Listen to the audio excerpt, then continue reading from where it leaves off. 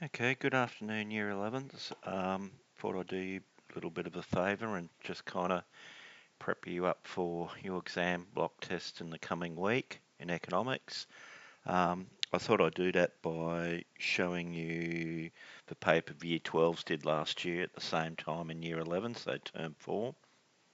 So what I'm showing you here is last year's exam paper. So please don't think for 1 minute this is the actual test you're going to get next week, because it's a different test, although the style is very similar.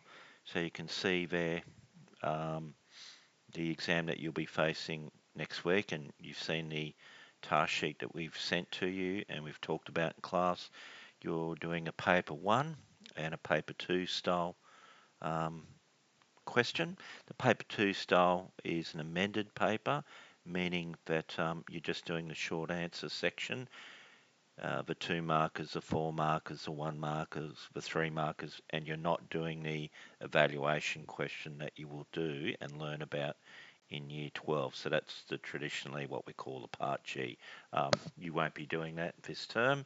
It's just the short answers, and very shortly you will see the style of it and what's to be expected. You've got the same amount of time as last year's group, so you've got 115 minutes. Okay, so plus you also have the 5 minutes reading time allocated to you, where you obviously are not allowed to write on the paper, but you can read through the exam and think about how you would go. Can use calculators in this because there are some calculation questions involved.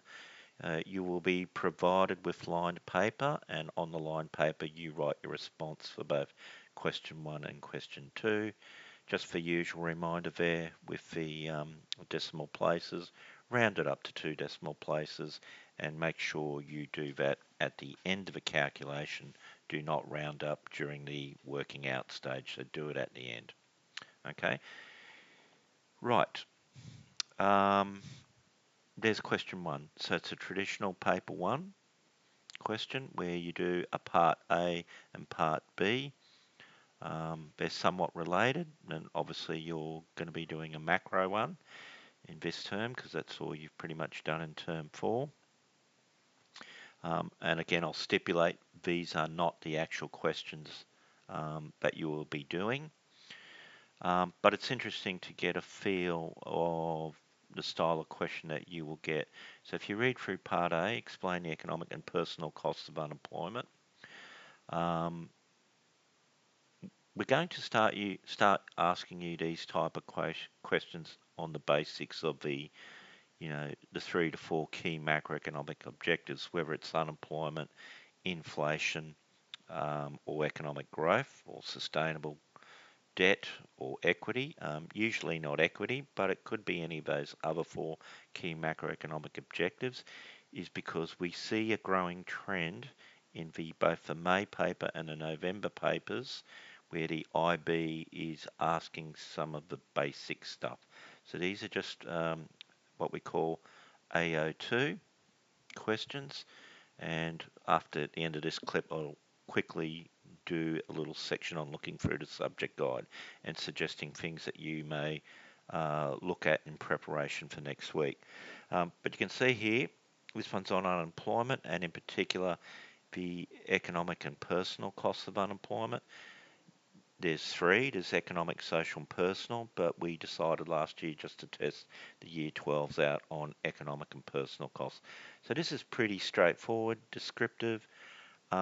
It's actually one of those questions where you don't necessarily need a diagram here. I mean, you can draw one, but there's really no need because you're really just discussing the economic and personal costs. So I'm not actually going to go through the specifics of the answer there because it's not relevant to what you're going to be doing this term in terms of your exam. Having said that, we can test you on, we're likely to test you either on unemployment, inflation / CPI, or economic growth. And again, I will show you in the subject guide what you could possibly get. Part B is more traditional. It's around policy, so macro policy to fix a problem or to achieve a certain goal. So here, using real-world examples, discuss the effectiveness of using fiscal policy in closing a severe recessionary gap. I've hinted at here that you could have or should have used the Keynesian diagram. Now, I may not necessarily hint that to you in the exam next week, but last year's group, the hint was severe recessionary gap, which implies the use of the Keynesian aggregate supply curve. But having said that, we didn't really mark down if students use the classical or the monetarist aggregate supply curves, the long run and short run. So sometimes on the old syllabus, that's the way that the IB indicated which set of diagrams to use, but they don't seem to be doing it on the new syllabus, so I wouldn't get too fussed.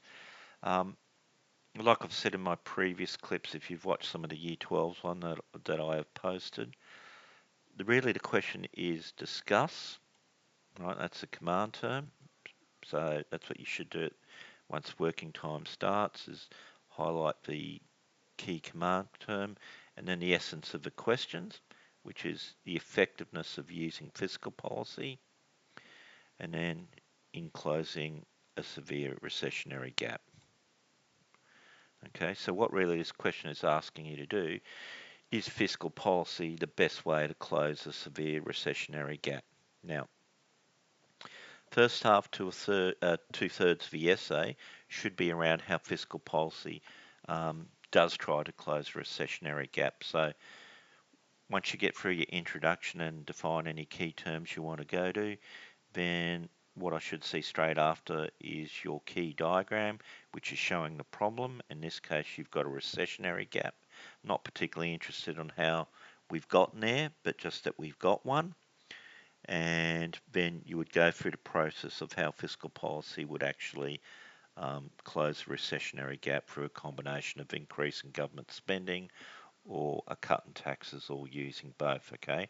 And you would use your real world example pretty much straight up, telling us or giving us an example of where fiscal policy has been effective, okay?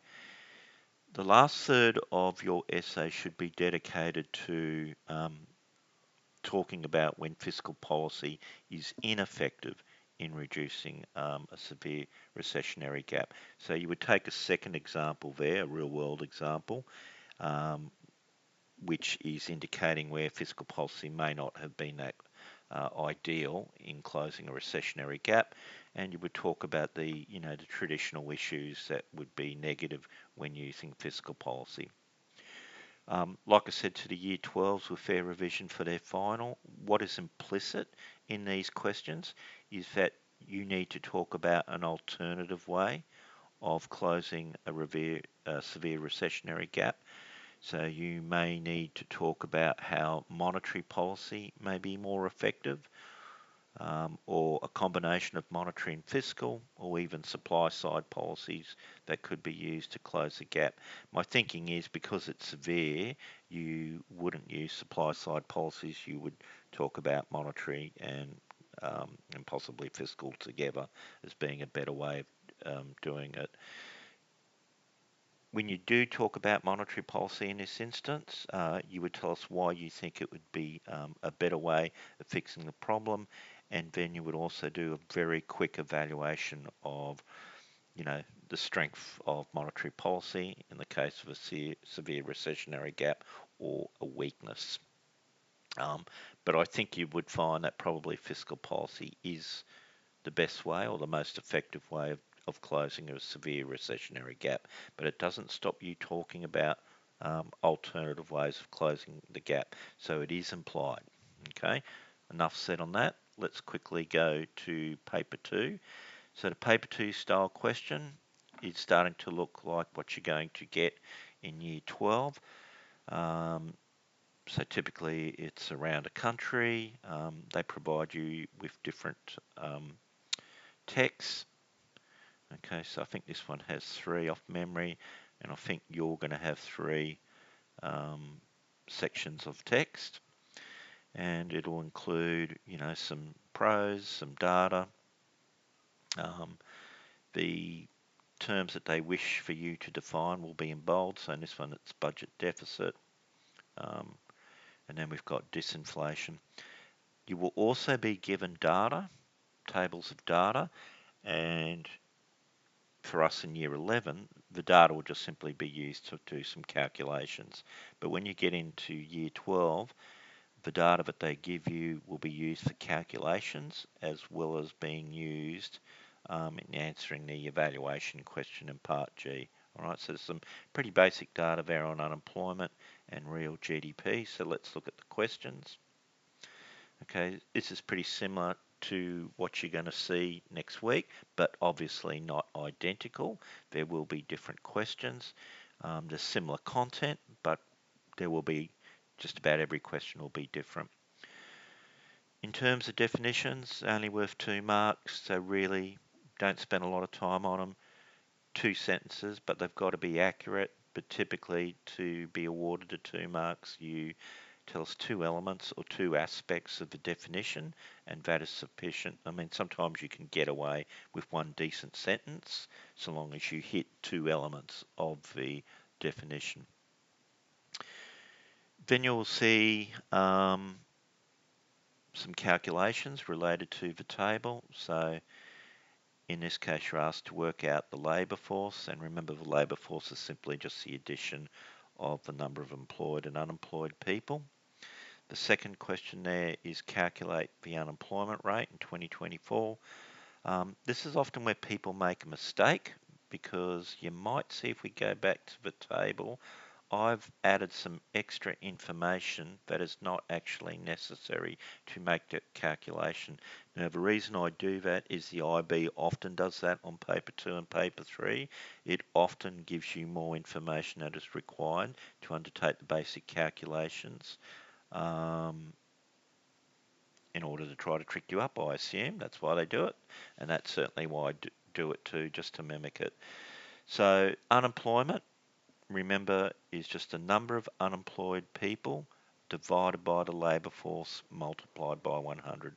So really know your definitions and how to apply them and to do the calculations. Now, with every calculation in economics, you do the same thing as what you would do in mathematics, in the sense that you show all your working out, your logical working out, and then you arrive at your answer.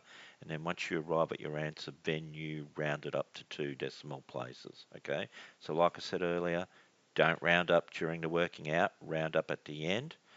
And show all your working out, because if you make a mistake, you at least get part marks. You might get 1 out of 2. And remember what Mr. Scudder says, if you simply just state the formula, you're not necessarily going to get a mark. You've got to show some logical working out to arrive at your final answer to be awarded a mark if you make a mistake.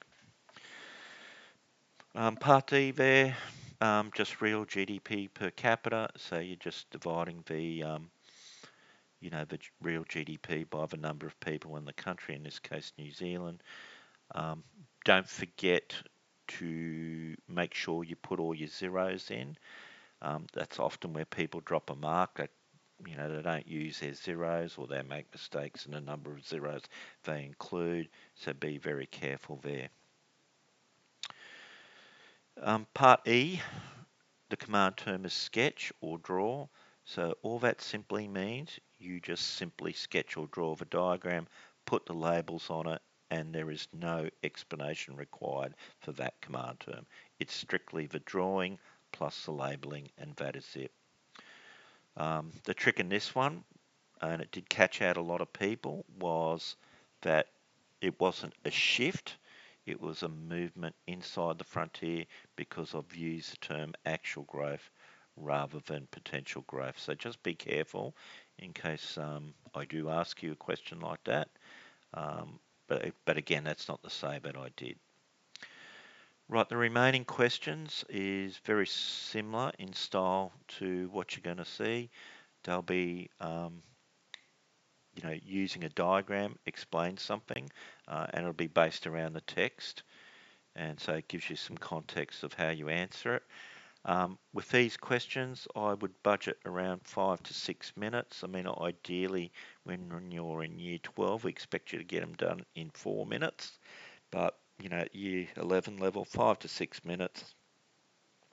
Remember with these 4 markers, it's 2 marks for a diagram, 2 marks for the explanation. So with the explanation, we're not asking you to write a lot. Probably 3 to 4 good sentences, 6 to 10 lines is sufficient.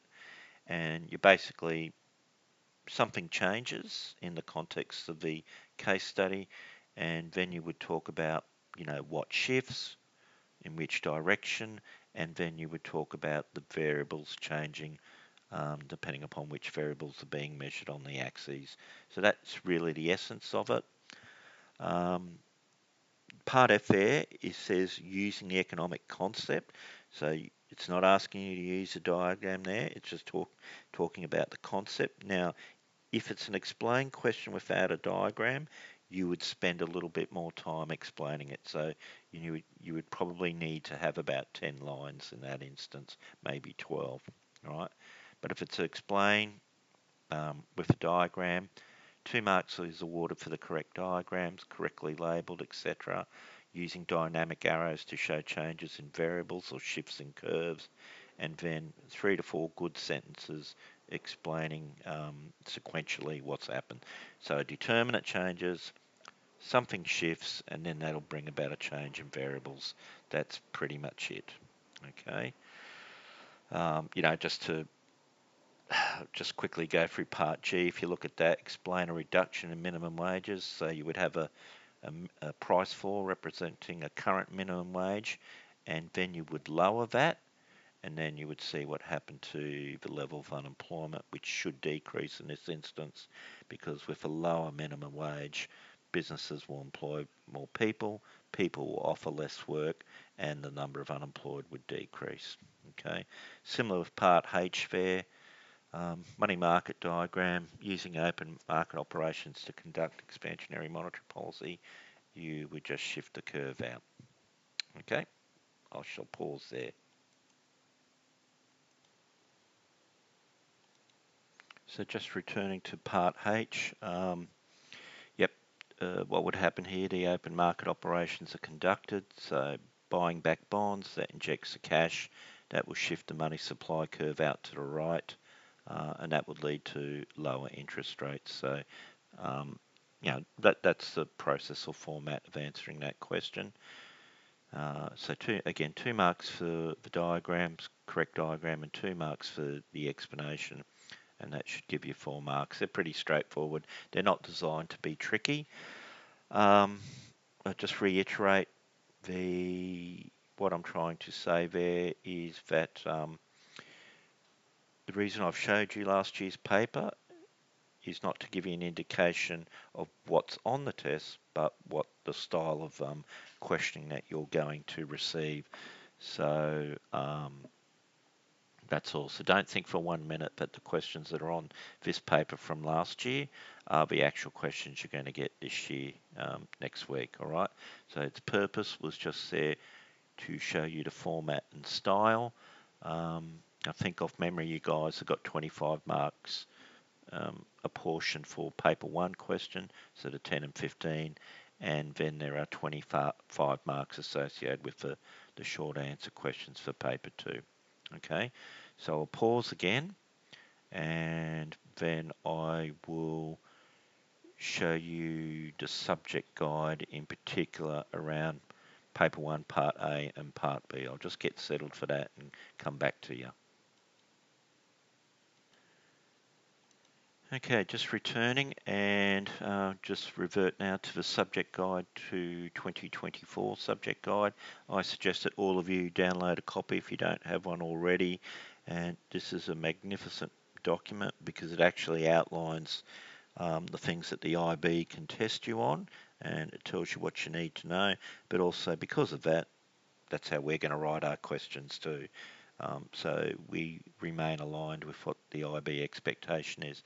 Now, as I said earlier in the clip, there is this growing trend where the paper 1 part A questions, the AO2 assessment objective, is around the key macroeconomic objectives. So I'm just going to that section.